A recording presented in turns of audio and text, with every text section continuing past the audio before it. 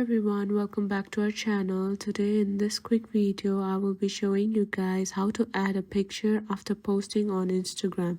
If you have already shared a post but want to include additional photos, then don't worry, we'll show you how to do it. So without any further ado, let's get into the video. Here, the first thing that I want you to do is go and open your Instagram and log into your account if you haven't already.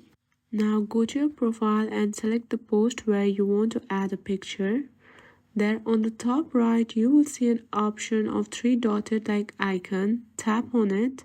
You will there see a bunch of options. Tap on edit.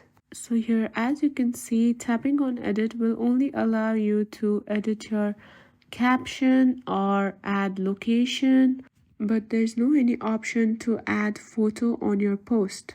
So the only solution for this is deleting your Instagram post and trying to upload your pictures again. I hope you find this video useful. Please don't forget to like, share and subscribe our YouTube channel, and also drop a comment down below. Thank you for watching.